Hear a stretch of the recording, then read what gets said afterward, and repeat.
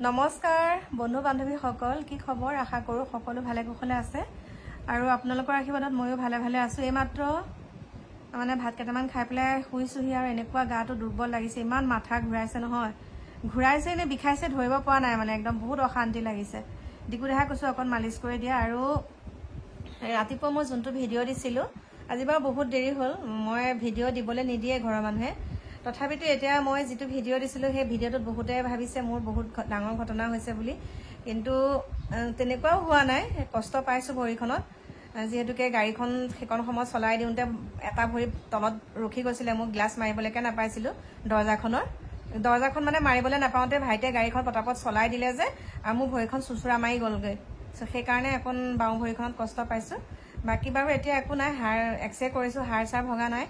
আৰু এটা আপোনালোকৰ কথা কওঁ, গাড়ীখন মোৰ বহুতখিনিয়ে ক্ষতি হৈছে, এতিয়ালৈকে আহি পোৱাহি নাই। যদি আহি পায়হি মই আপোনালোকক দেখাম।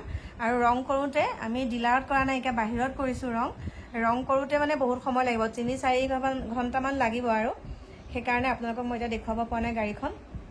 আৰু বাকী আপোনালোকক ক'ম আৰু তেনেকুৱা চিন্তাৰ বিষয় একো নাই। মই ইতিমধ্যে পুলিচক জনাইছোঁ বাৰু, বহুতে কমেণ্ট কৰি আছিলে পুলিচক কথাটো জনাইছেনে নাই, জনাইছোঁ।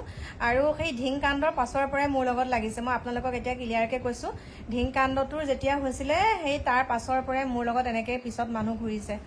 আৰু বাকী কি ক'ম, মই ভালে আছোঁ আপোনালোকৰ আশীৰ্বাদত, চিন্তাৰ কাৰণ একো নাইকিয়া। মই একদম সেইকাৰণে আপোনালোকক এনেকৈ দেখাইছোঁ, আৰু বহুত একদম কিবাকৈ আছোঁ আৰু দেই, আপোনালোকে সেইটো ভুল নুবুজিব। আৰু দেহাই গোটেই ৰাতিটো মোক কালি মালিচ কৰি আছে, কালি গোটেই ৰাতিটো এনেকে দি আছোঁ, মানে এনেকুৱা মাথা হেৰি, মানে কি আৰু টেনশ্যন এটা হৈ গৈছে একদম, কেনেকুৱা মানে মাথা বিষ।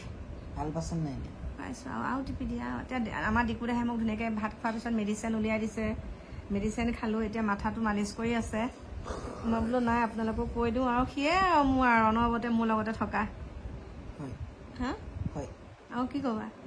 অকণ আশীৰ্বাদ কৰক যাতে মাতটো অকণ ডাঙৰ হৈছে। আৰু আমাৰ দিকু দেহাৰ ফাংচনলৈ মোৰ গাটো সুস্থ হ'লেই হ'ল। এবাৰ দিকু দেহাই নাচিছে ন, কৈ দিয়া সকলোকে আহিব, কৈ দিয়া সকলোকে আহিবলৈ দিয়া।